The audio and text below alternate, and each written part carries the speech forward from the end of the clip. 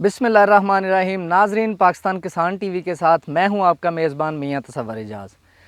नाजरीन, इस वक्त चूँकि हम आलू की जो काश्त है उसके हवाले से तमाम प्रोग्राम कर रहे हैं। आलू की काश्त के जितने भी ख़ास अहम पहलू हैं उनके ऊपर हम बात कर रहे हैं। इस वक्त तक आलू की काश्त के ऊपर हम दो प्रोग्राम कर चुके हैं। पहला प्रोग्राम जो ज़मीन की तैयारी के हवाले से हम कर चुके हैं, दूसरा प्रोग्राम जो मशीनरी आलू की काश्त में खेली बनाने में और आलू के बीज खेली के अंदर रखने में जो ऑटोमेटिक मशीनरी इस्तेमाल होती है उसकी बात भी हम कर चुके हैं। आज हम एक बड़ी अहम चीज़ पे बात करने लगे हैं, जो है जड़ी बूटी का कंट्रोल। हर फसल में जड़ी बूटी का कंट्रोल जो है वो बहुत ज़्यादा अहमियत का अमल है, क्योंकि अगर आप जड़ी बूटी कंट्रोल नहीं करते तो आप कभी भी फसल से वो पैदावार नहीं ले सकते जो पैदावार नेचुरल में होती है। क्योंकि मेरे ख्याल में मेरा मानना ये है कि जो जड़ी बूटी है वो तकरीबन 60% फसल का हिस्सा है। अगर आप जड़ी बूटी सही तरह से कंट्रोल कर लेते हैं तो जहाँ पे तो 100 मन एवरेज मिसाल के तौर पे किसी चीज़ की आती है, 100 बोरी अगर आलू आता है पर एकड़ तो 100 बोरी आएगा। और अगर आप जड़ी बूटी सही तरीके से कंट्रोल नहीं करते तो वहीं आलू आपका 40 से 45 बोरी आएगा।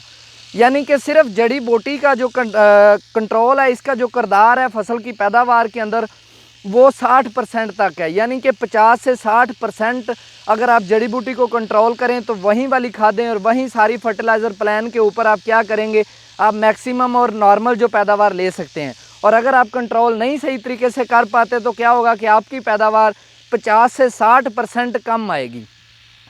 तो इस तरह जड़ी बूटी का कंट्रोल हर फसल में अहम है। लेकिन आज हम बात कर रहे हैं आलू की फसल के हवाले से। इसमें हम काफ़ी सारी चीज़ें बात करेंगे कि आलू की फसल के अंदर जब आपने जड़ी बूटी कंट्रोल करनी है तो उसका टाइम क्या होना चाहिए, यानी कि किस टाइम पे आपने जड़ी बूटी का स्प्रे करना है, उस वक्त ज़मीन की कंडीशन क्या होनी चाहिए, दो चीज़ें। और तीसरी चीज़ जो कि बड़ी अहम है, उस वक्त जो ज़मीन के अंदर नमी की पोजीशन है वो क्या होनी चाहिए। इसमें तीन चीज़ें बहुत अहम हैं। और चौथी चीज़ कि आपने कौन कौन सी पेस्टिसाइड, कौन कौन से केमिकल्स, हर्बिसाइड्स कौन कौन से इस्तेमाल करने हैं। तो नाजरीन, सबसे पहली बात कि ज़मीन की कंडीशन। जब भी आप स्प्रे करें जड़ी बूटी के कंट्रोल के हवाले से आलू के फसल में, तो आपने सबसे पहले देखनी है ज़मीन के अंदर नमी।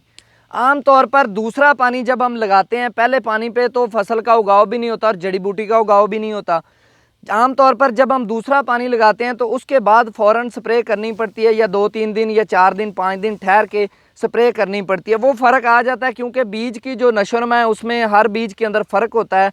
उसका टेम्परेचर नॉर्मल होने में कुछ बीज ज़्यादा टाइम लेते हैं, कुछ ज़मीन की कंडीशन भी होती है। पहले ज़मीन में ज़्यादा नमी हो, जब आप खेली बना रहे हैं तो उस वक्त भी आपको जो है ना दूसरा स्प्रे जल्दी करना पड़ता है जड़ी बूटी के कंट्रोल के लिए। तो सबसे पहली बात है कि जब आप जड़ी बूटी आलू के अंदर, आलू की फसल के अंदर जब आप जड़ी बूटी का स्प्रे करने लगें तो उस वक्त ज़मीन के अंदर जो नमी है वो मुनासिब होनी चाहिए, यानी कि नमी ठीक होनी चाहिए। क्योंकि हमें दो तरह के स्प्रे करने पड़ते हैं आलू की फसल के अंदर जड़ी बूटी को कंट्रोल करने के लिए। एक तो वो स्प्रे हम करते हैं जो उगी हुई जड़ी बूटी, जो गंद बूटी है उसको ख़त्म करते हैं। और दूसरा स्प्रे उसके लिए हम इस्तेमाल करते हैं ग्रामोक्सून। और वो किसी भी अच्छी कंपनी का ग्रामोक्सून ले लें, वो 1 लीटर आपने जो है ना पर एकड़ करना है स्प्रे। अगर ज़्यादा जड़ी बूटी है, गंद वगैरह है, तो फिर आपने क्या करना है कि 1 से 1.5 लीटर तक आप उसकी जो है ना वो लेके जा सकते हैं उसकी मिकदार। तो दूसरा जो स्प्रे इसमें हम शामिल करते हैं वो हम करते हैं इसके अंदर पेंडी वगैरह के लिए पेंडी मेथालीन, या हम मेट्रीब्यूजन इस्तेमाल करते हैं। तो ये दोनों चीज़ें, अब पेंडी आपने कब करनी है, मेट्रीब्यूजन आपने कब करनी है। पेंडी आपने उस सूरत में करनी है जब आपने कच्चे आलू की पिटाई करवानी है, यानी कि 2 माह के अंदर 65 दिन 70 दिन के अंदर आपने आलू की पिटाई करवा देनी है। तो दो से ये कह लें कि 2.5 माह, यानी कि 2 माह और 15 दिन पेंडी का जो कंट्रोल है वो ठीक है जड़ी बूटी के ऊपर। लेकिन अगर आपने आलू को पका के स्टोर करना है या आलू निकाल के आपने कहीं पे ढेरी करना है, तो उस सूरत में आपको क्या करना पड़ेगा कि मैट्री आपको स्प्रे करना पड़ेगा साथ। तो मैट्री अगर आप कर रहे हैं तो फिर पेंडी ना भी करें तो कोई बात नहीं, वो आप जो है ना 1 पैकेट जो है ना वो फी एकड़ आपने करना है मैट्रीब्यूजन किसी भी अच्छी कंपनी का। और सबसे बेस्ट तरीका जो मेरे एक्सपीरियंस के मुताबिक है वो ये है कि आप हाफ़ पैकेट मैट्री करें और 1/2 लीटर जो आना अब वो आप पेंडी मैथिलीन कर दें पर एकड़। इसमें ये होगा कि अगर आपने आलू कच्ची पटाई के अंदर अच्छा रेट नहीं है आपको मिल रहा, तो आप क्या करेंगे कि आप आलू की पटाई जो है ना पक्के में ले जाएंगे, तो उस वक्त तक भी ये 3 से सवा 3 माह ये दोनों चीज़ें अगर मिक्स करें हाफ हाफ करके, तो ये 3 से सवा 3 माह 3.5 माह तक जो है ना वो मुकम्मल कंट्रोल रखेंगे जड़ी बूटी के उगाव के ऊपर। तो नाजरीन ये होगी दवाइयों की, दवाइयाँ कौन कौन सी करनी है। 3 दवाइयाँ मैंने आपको बताई हैं। उगी हुई जड़ी बूटी को कंट्रोल करने के लिए आपने करनी ग्रामोक्सून किसी भी अच्छी कंपनी की 1 से 1.5 लीटर पर एकड़, जड़ी बूटी की मिकदार के हिसाब से, अगर कम है तो 1 लीटर, अगर ज़्यादा है तो 1.5 लीटर। दूसरी चीज़ आपने करनी है पेंडीमेथालिन, अगर आपने कच्चे आलू की पिटाई करवानी है। और तीसरी चीज़ आपने करनी है मेट्रीब्यूजन, अगर आपने पक्के आलू की पिटाई करवानी है। पेंडीमेथालिन या मेट्रीब्यूजन, इन दोनों की जगह पे आपने इन दोनों में से एक स्प्रे करना है। ये तो होगी केमिकल्स के बारे में बात। अब दूसरी बात ये है कि ज़मीन की कंडीशन के बारे में। ज़मीन की कंडीशन जैसा कि मैंने आपको बताया कि ज़मीन के अंदर अच्छी खासी मुनासिब नमी होनी चाहिए, क्योंकि जितनी भी जड़ी बूटी कंट्रोल करने वाली, जड़ी बूटी के उगाव को रोकने वाली जितनी भी दवाइयाँ हैं, वो नमी के अंदर अपना अच्छा जमा करती हैं, ऊपर ज़मीन के ऊपर लेयर बना देती, तय बना लेती हैं और जड़ी बूटी को उगने नहीं देती। तो इसलिए नमी का होना बहुत ज़रूरी है। तो अगर आप ये देखें मेरे फील्ड के अंदर, तो नमी आपको नज़र आ रही है कि ये ज़मीन के अंदर अच्छी खासी नमी है। ये पानी लगाने के बाद आज इसको तीसरा दिन है, तो इस वक्त हम इसको स्प्रे कर रहे हैं। इसके अंदर अच्छी खासी नमी है, ये बेस्ट कंडीशन है स्प्रे करने के लिए। इसके बाद जो एक और अहम चीज़ है वो ये है कि आपने स्प्रे करना किस वक्त है। आपने स्प्रे किस वक्त करना है। आपने आलू की बुवाई कर दी, इसको तकरीबन ये 13-14 जो है ना वो तारीख को 13-14 अक्टूबर को आलू काश किया गया था। आज 25 अक्टूबर है, तो ये आप देख लें कि ये 10 से 12 दिन के बाद क्या हुआ है कि आलू जो है वो पौधे जो हैं वो बिल्कुल खेली की ऊपर वाली जो सतह है उसके बराबर आ गए हैं। तो ये स्प्रे जो टाइम है, ये आपने स्प्रे उस वक्त करना है जब आलू बिल्कुल ज़मीन की जो तय है उसके बराबर आ गए, लेकिन अभी नज़र आना नहीं शुरू हुए, क्योंकि आपने ग्रामो करना है, ग्रामोक्सून। तो ग्रामोक्सून क्या करेगा कि जो पौधे आलू के नज़र आ रहे होंगे उनको भी ख़त्म कर देगा। तो इसलिए ज़्यादा बेहतर है कि आप 1 से 2 दिन पहले स्प्रे कर दें टाइम से, ताकि आलू ना नज़र आ रहे हों। अगर ये चीज़ आपने एक्सपीरियंस करनी तो मैं आपको दिखाता हूँ। ये अगर आप इस खेली पे देखें तो यहाँ से यहाँ तक अगर देखें तो अभी तक इसमें कोई भी आलू का आपको पौधा नज़र नहीं आ रहा, ठीक है। लेकिन अगर हम देखें इसको थोड़ा सा ज़मीन को हटा के मट्टी को देखें तो आपको नज़र आएगा कि आलू के पौधे पूरे उग चुके हैं, सिर्फ वो नज़र आ जाएंगे, कल तक नज़र आ जाएंगे। तो ये क्रिटिकल टाइम होता है, ये आपने खुद डिफ़ाइन करना होता है कि ये क्रिटिकल टाइम आपने खुद देखना है कि कौन सा बेस्ट टाइम है जिस वक्त आपने स्प्रे करना है। तो इस वक्त अगर आप देखें, मैं आपको पौधे दिखाता हूं कि उनकी वो किस सतह पे पहुंच गए हैं।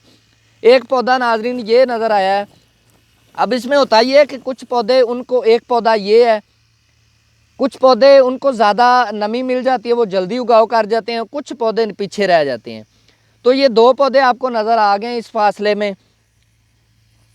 तो कुछ पौधे इसमें अभी लेट हैं, वो थोड़ा बहुत फ़र्क आ जाता है, उसमें कोई इतनी परेशानी वाली बात नहीं है, लेकिन आपने असल में उनके निकलने से पहले स्प्रे करना है।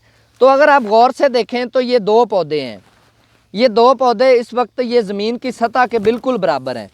अब इस वक्त कल तक ये पौधे ज़मीन से बाहर आपको नज़र आना शुरू हो जाएंगे, तो उससे पहले पहले आपने इसको स्प्रे करना है। ज़मीन की जो सतह है वो इस वक्त ये है, यानी कि इस वक्त है अभी पौधे बाहर ज़मीन के नज़र आना नहीं शुरू हुए।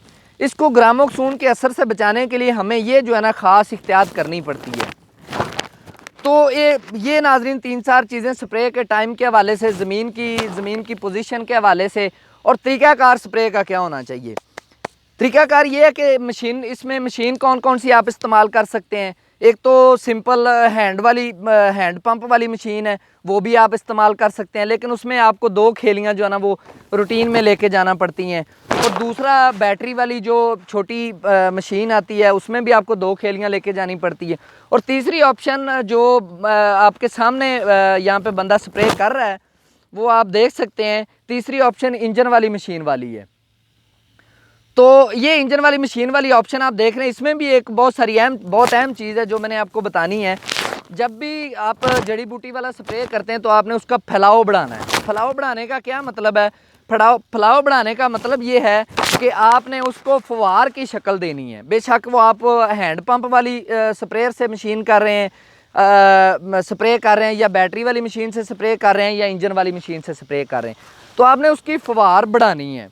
फवार बढ़ेगी, प्रेशर ज़्यादा होगा, तो तो जितनी बारीक फवार हर जगह पे गिरती जाएगी, उसी तरह से उसका क्या होगा, एक तय उसके ऊपर बनती जाएगी। वो तय जो है वो जड़ी बूटी के कंट्रोल को मुकम्मल तौर पर रोकेगी।